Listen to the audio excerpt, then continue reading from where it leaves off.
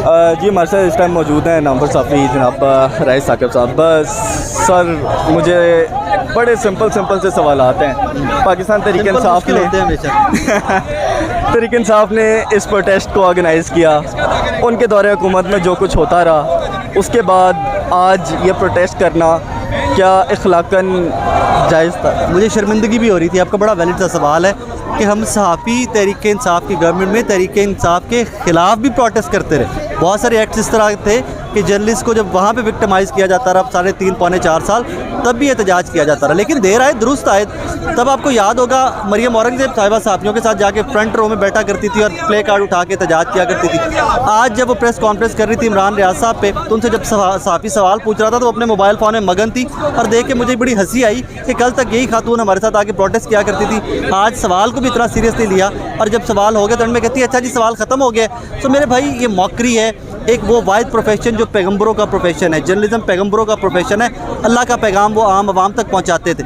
अब इस तरह का प्रोफेशन जो है उसमें आके इतनी सेग्रीगेशन, इतनी डिवीज़न जो है वो बदकिस्मती जर्नलिस्ट की नहीं है, वो बदकिस्मती इस कौम की है कि आपको एक नैरेटिव बिल्ड करने वाले मिलेंगे झूठ बोल रहा है, एक नैरेटिव बिल्ड करने वाले मिलेंगे सच बोल रहा है। अवाम दरमियान में कंफ्यूज हो जाते हैं, अब पता नहीं कौन सच्चा है कौन झूठा है। मिसाल ये कि पिछले 15 साल से मैं तो सुनता आया हूँ कि एक लंबा चौड़ा नैरेटिव बिल्ड किया गया जी फलानी पार्टी का फलाना लीडर सर्टिफाइड चोर है। आपने वो सर्टिफिकेट सुप्रीम कोर्ट से भी दिलवा दिया। अब आप एडवांस मुझे कह रहे हैं कि वो चोर नहीं, वो तो सुपर हीरो है।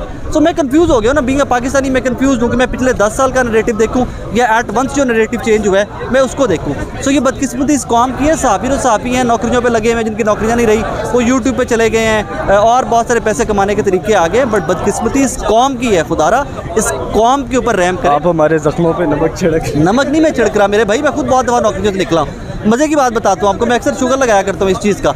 आज अक्सर लोग क्लेम करते हैं जी राय साकिब प्रो पीटीआई जाता है। यार मुझे 2 दफ़ा पीटीआई ने नौकरी से निकलवाया। उस्मान बोज़ार ने अपने टेन्योर में 2 दफ़ा मुझे नौकरी से निकलवाया। मैं तो तब भी शोर नहीं मचाया था भाई, प्राइवेट ऑर्गेनाइजेशन में काम कर रहा हूँ, उनको मेरा कंटेंट, उनको मेरा बोलना पसंद नहीं है, उन्होंने नौकरी से निकाल दिया। फिर ना मैं अपनी और नौकरी ढूंढ ली जहाँ पे मुझे आज आज़ादी राय हासिल है। तो ये बदकिस्मती सहाफ़ियों की नहीं, इस कौम की बदकिस्मती है ये जो सेग्रीगेशन है। एक और छोटा सा सवाल, सादा सा, राय साकिब साहब आज यहाँ पर इस प्रोटेस्ट के अंदर बतौर पार्टिसिपेंट आए थे या कवर करने आए थे? नहीं, मैं बिल्कुल पार्टिसिपेंट आया था। उसकी वजह यह है कि अल्लाह कभी ना करे कि आपको ये सारी मुश्किलें देखनी पड़े।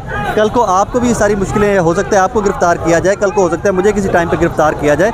तो कम से कम इनमें से 2-4 लोगों को तो याद होगा कि यार राय साकिब भी यहाँ पे आया था। 2-4 लोग तो मेरे के लिए भी एहतजाज करेंगे। तो जर्नलिस्ट को जर्नलिस्ट के साथ खड़े होना चाहिए given what ever the circumstances. मुझे मीर साहब से, मुझे इमरान रियाज साहब से, मुझे मतीउल्लाह जान साहब से, मुझे रजी दादा साहब से मुझे इख्तलाफ हो सकता है, लेकिन हम तो है तो सारे। क्या वजह इतनी शदीद किस्म की का इख्तलाफ पाया जा रहा है सहाफ़ियों के अंदर? सहाफ़ी एक पेज के ऊपर नज़र नहीं आ रहे।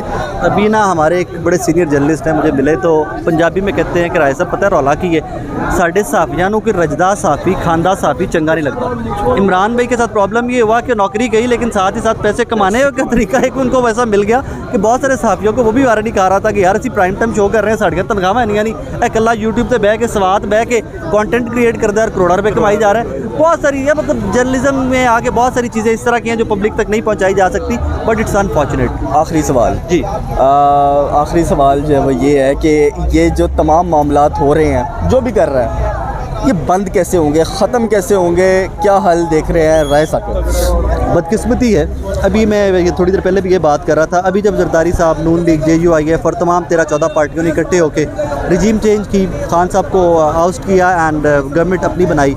अगर ये जो बैसाखी या छतरी इन्होंने ली ना एट दैट टाइम, वो छतरी ना लेते, ये कहते हैं कि हमने इलेक्शन लड़ के ही आना है, तो ये हमेशा के लिए काम ख़त्म हो सकता था। जब तक पाकिस्तान का सियासतदान वो छतरी के नीचे आता रहेगा, आपने दाना फेंका, आप छतरी के नीचे सियासतदान आ गए, तब तक ये मामलात ऐसे ही चलेंगे। और दुआ कीजिए कि ओरिजिनल डेमोक्रेसी या हकीकतन में डेमोक्रेसी इस मुल्क में तभी आएगी जब वो छतरी को हम खुद साइड पर हटाएंगे, कहेंगे भाई हमें ये छतरी नहीं चाहिए। बहुत बहुत थैंक यू। बहुत